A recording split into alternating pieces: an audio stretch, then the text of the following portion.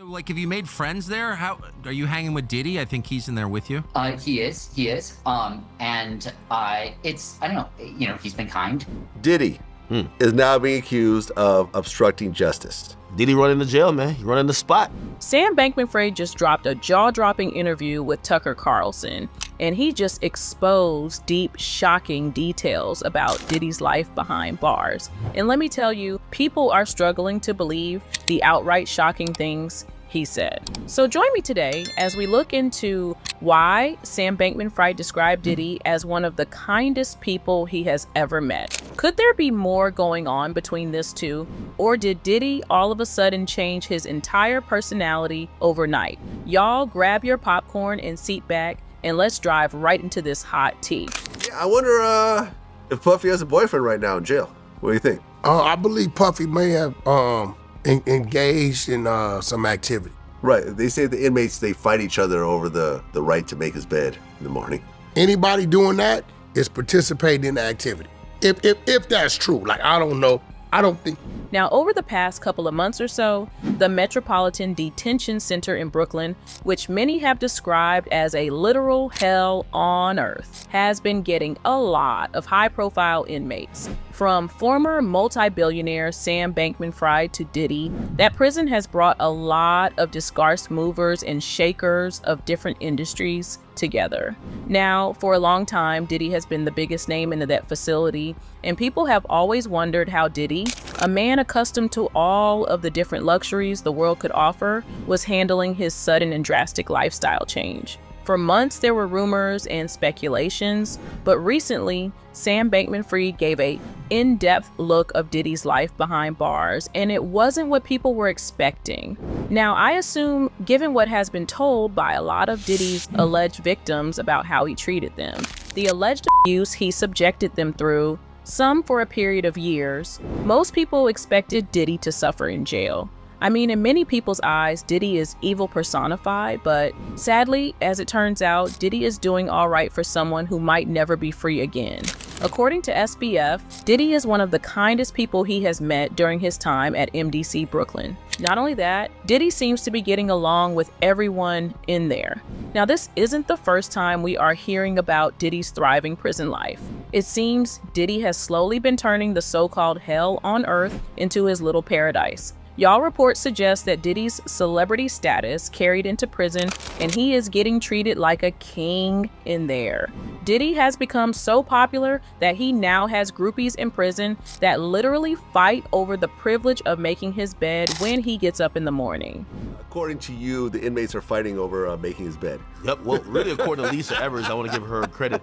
Lisa Evers does an amazing job covering all things, within the New York metropolitan area. She interviewed an inmate that spent some time at MDC Brooklyn alongside it. And, remember, we're all thinking that Diddy's like in super isolation, doesn't talk to no inmates. We later find out via even court filings by the government, he does. And this one inmate looked like he's not wrong because he says, hey, listen, Diddy's such a big player in the game in terms of power, and he's that guy even in jail. Y'all, this has led Diddy to gain a upbeat and positive attitude while he is awaiting his day in court. Apparently, Diddy goes around smiling and encouraging inmates, asking them to smile more often. However, at the end of the day, Diddy is still Diddy. And it was reported that he threw a huge tantrum when Luigi Mangione, the dude accused of unaliving United Healthcare CEO Brian Thompson, was brought to the prison. Apparently, Diddy felt that Mangione was getting more attention than him. Now, not only that, according to WAC 100, he believes Diddy has been having intimate meetings with his groupies while he is in prison. I mean, just because he is locked up doesn't mean he is changing his ways. Now, Diddy's influence goes way beyond the confines of his cell. According to reports coming from prison late last year, Diddy was still threatening his victims from prison. You see, in a recent shocking turn of events, it was revealed that Diddy had been trying to reach out to his victims and witnesses in his cases to try and influence them in his favor. Not only that, it was alleged that Diddy was also trying to influence his jury pool so he could get a favorable jury for his cases. Now, all of these were discovered after investigators reviewed phone calls that Diddy was making from prison.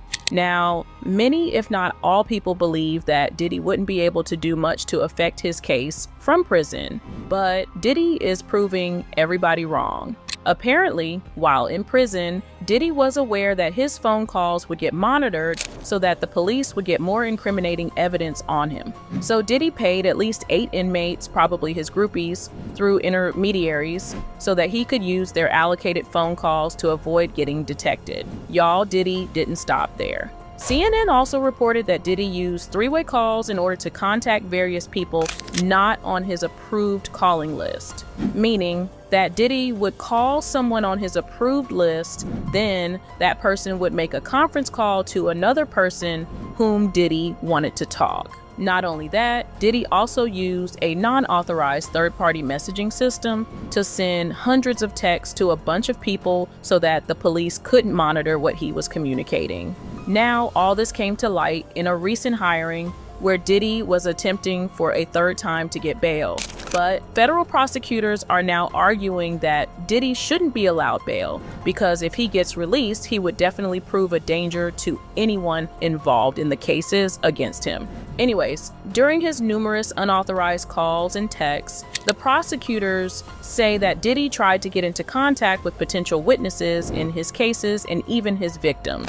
Apparently, Diddy's end goal was to blackmail them into keeping them quiet, and if that didn't work, he would try and influence them into providing testimony that helped his cases. The prosecutors wrote to the judge saying, since the defendant, Diddy, has been detained at MDC, he has continued to try to evade law enforcement monitoring, corruptly influence witness testimony, and further attack the integrity of these proceedings. While attempting to evade law enforcement monitoring, the defendant has, among other things, orchestrated social media campaigns that are, in his own words, aimed at tainting the jury pool, made efforts to publicly leak materials he views as helpful to his case, and contacted witnesses through third parties.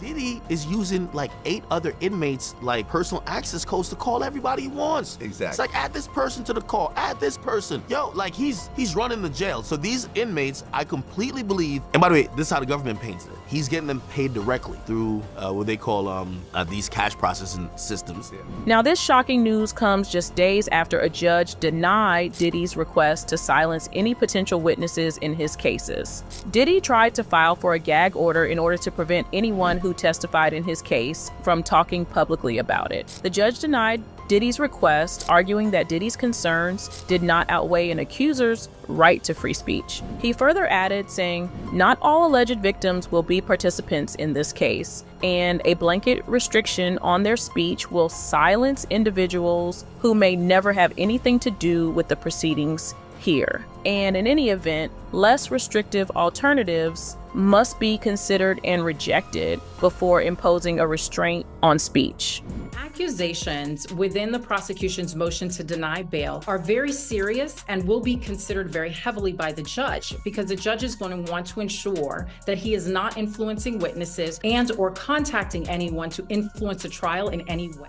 Now, Diddy and his lawyers didn't love how investigators came across his prison schemes. According to Diddy's lawyers, the investigators didn't use due process, and they wanted the investigators to explain how they got these letters, which reportedly contained information bound by attorney-client privilege. In a letter to Judge Aaron, Diddy's lawyers demanded that an emergency hearing be set so that the investigators could explain how they found themselves searching Diddy's sleeping area and his personal effects. Apparently, according to the law, the targeted seizure of a pre-trial detainee's work, aka product and privileged materials, aka Diddy's stuff created in preparation for trial, is outrageous government conduct amounting to a substantive due process violation. According to Diddy's defense attorney, the investigators used this information they allegedly acquired illegally to file a 30-page memorandum to prevent Diddy from getting bail.